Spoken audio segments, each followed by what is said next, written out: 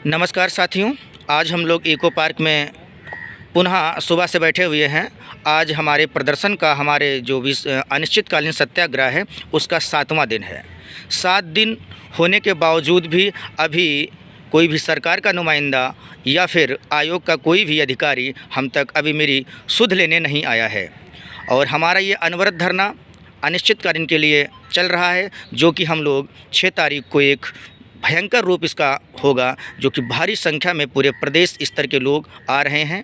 और उसी कड़ी में आज जो diploma engineering student welfare association है उसके मंडल अध्यक्ष सौरभ जाटव जी हमारे बीच में हैं और उनके भी कुछ कार्यकारिणी के लोग हैं और बसपा समर्थित भी लोग हमको अपना समर्थन दिए हैं और वो लोग हमारे कदम से कदम मिलाकर चल रहे हैं। जी, हमको जानते हैं इन्हीं से। सौरभ जी, आप जो यहाँ आए हुए हैं, ये आपका कब तक रहने की उम्मीद है? आप जो समर्थन दिए हम लोगों को हैं, क्या आपका उद्देश्य है और कैसे काम करेंगे आप? सर, मेरा एक ही उद्देश्य है कि 2016 में और 18 में जी जो जूनियर इंजीनियर की वैकेंसी आई थी, जिनकी आंसर की भी आ गई है जी, पर रिज़ल्ट ला करके उनको अभी नौकरियां नहीं दी गई हैं।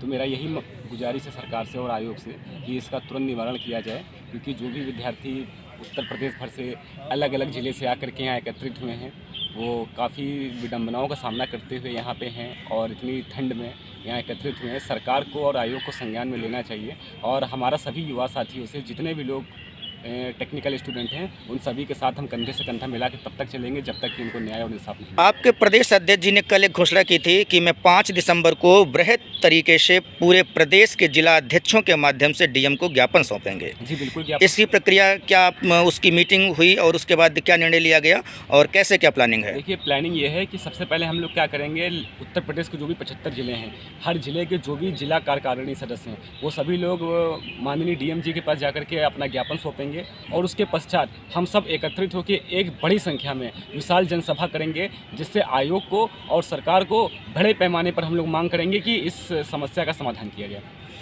आखिर ये समस्याओं का समाधान क्यों नहीं हो रहा है? आयोग क्यों लेट लतीफ़ी कर रहा है और अभी तक 2016 की जो वैकेंसी थी उसके पेपर करा 1 वर्ष के ऊपर हो गया है। साथ ही साथ 2018 की जो वैकेंसी थी उसको एग्ज़ाम कराए 6 महीने के ऊपर हो गया है। अभी तक रिज़ल्ट नहीं आया है। क्यों नहीं आखिर आया है? आयोग क्या जवाब दे रहा है? देखिए, इसका एक ही रीज़न है, जब लोकतंत्र में सड़क सूनी हो जाती है तो संसद आवारा हो जाती है। तो लोकतंत्र में सूनी सड़क नहीं होनी चाहिए। जितने भी साथी हैं, जो लोग टेक्निकल करके बैठ गए हैं, जो लोग घर में बैठे हैं, जो लोग सोच रहे हैं कि ये तो इनकी जिम्मेदारी हमारी नहीं है, आज हमारे मुँह पे तमाचा पड़ा, कल उनके मुँह पर भी तमाचा पड़ेगा। कोई शांति से नहीं रह पाएगा, क्योंकि जिस तरह से प्राइवेटाइजेशन हो रहा है, आउटसोर्सिंग से वैकेंसियाँ आ रही हैं, बैकलॉग की वैकेंसियाँ भरी नहीं जा रही है। आप देखिए, युवा साथी जो रोज़ 20 घंटे पढ़ाई कर रहा है, जो रोज़ तैयारी कर रहा है, उन्हें आखिर नौकरी क्यों नहीं मिल रही है? ये भी एक बड़ा मुद्दा है सरकार से और आयोग से। हम सरकार की बिल्कुल भी अगेंस्ट नहीं है, हम सरकार के खिलाफ नहीं है। हम तो सरकार से विनम्रतापूर्वक खाली निवेदन कर रहे हैं कि जो युवा साथी हैं, जो लोग पढ़ाई करके आगे बढ़ना चाहते हैं, उन्हें मौका मिले। जी जी जी जी जी। और भी साथी आए हुए हैं आपके साथी। जी, आपका परिचय जानना चाहेंगे, फिर अपनी बात रखिएगा सर। जी, मैं देवेश सिंह बोल रहा हूँ। मैं सरकार से यही निवेदन करना चाहता हूँ, जल्द से जल्द इस वैकेंसी को पूरा किया जाए। जी जी। इसके लिए आप लोगों ने क्या कहते हैं, सीएम साहब को लिखित पत्र भी दिया है? जी जी, दिया था, लेकिन अभी उसका रिस्पांस नहीं मिला अभी कोई सुनवाई नहीं हुई। मैं सरकार से ये अभिनंदन करना चाहता हूँ कि जल्द से जल्द इस वैकेंसी को तो जो भी यहाँ पे जो छात्र धरना दे रहे हैं, आज उसका 7वां दिन है, आप पूर्ण रूप से आप समर्थन दे रहे हैं? जी जी जी, पूरा समर्थन है इस। जी जी जी, ठीक। यूपी से यही निवेदन करते हैं कि जल्दी इसका समाधान किया जाए। जी, बहुत बहुत धन्यवाद। और भी साथी लोग हमारे यहाँ कुछ आए हुए हैं, आज उनसे भी हम मुखातिब होंगे और उनसे बात करेंगे खुद। जी, आपका परिचय? अच्छा जाटव जी जी, मैं बहुजन समाज पार्टी को ही सपोर्ट करता हूँ और उसमें ही रहता हूँ। जी जी। यहाँ पर किस उद्देश्य का आए हैं? हम इसी उद्देश्य से आए थे कि जो धरना प्रदर्शन आपका चल रहा है, इसमें हम अपना पूर्ण समर्थन दें और सरकार से हम ये अपील करेंगे कि इसका रिजल्ट जो भी है वो जल्दी इसका समाधान करें और जो भी भर्तियां नहीं दे पा रहे हैं वो भर्तियां निकालने का कृपा करें। जी जी जी जी, बहुत बढ़िया। जी, आपका परिचय? अमित कुमार। जी, आप कहाँ से आए हुए हैं? लखनऊ से।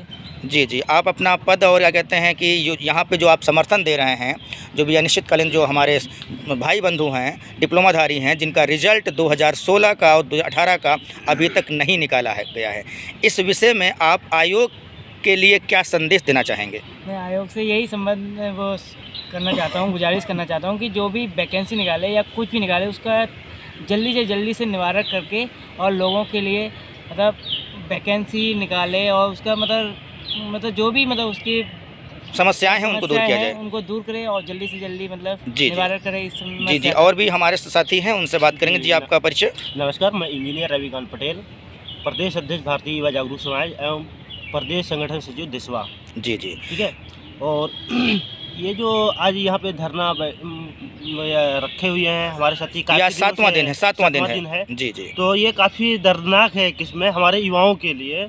जैसे एक कहावत कहा जाता है, कहावत क्या है कि वो दोहा नुमाही है, संघर्षों के साए में इतिहास हमारा पलता है, जिस ओर जवानी चलती है उस ओर जमाना चलता है। आज के डेट में हमारे युवाओं के साथ में इतना ज़्यादा अत्याचार हो रहा है, क्या बताया जाए।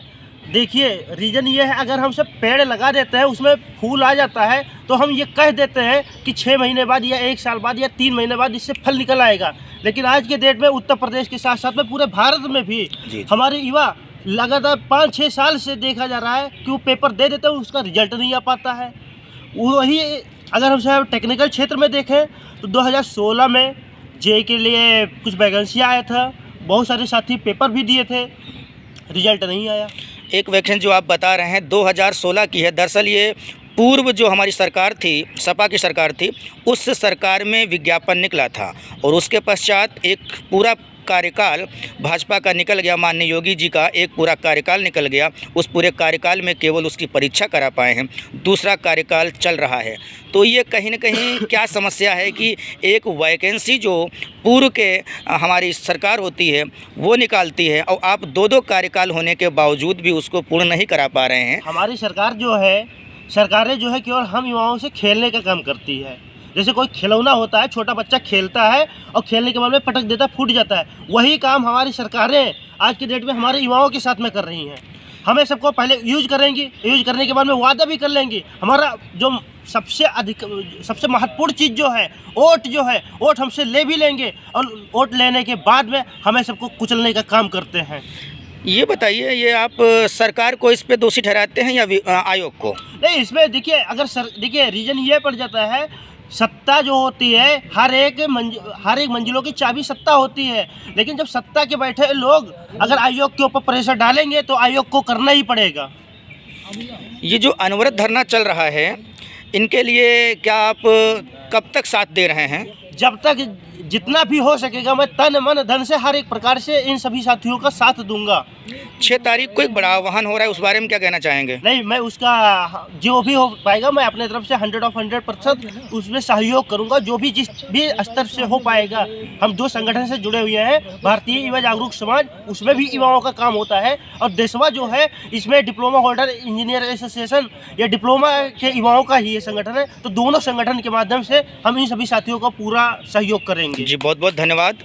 आप देख रहे हैं कि आज धरने का 7वां दिन है और यहाँ पे पूरे उत्तर प्रदेश से विभिन्न जनपदों से लोग पधार कर कैसी ठंड बड़ी सिहरन में अपनी रात गुजारा करते होंगे और रात गुजारा करने के बाद क्या खाते होंगे, क्या पीते होंगे, कैसे रहते होंगे, इन सभी चीज़ों को दरकिनार करते हुए भी ये लोग यहाँ डटे हुए हैं भीषण ठंड में।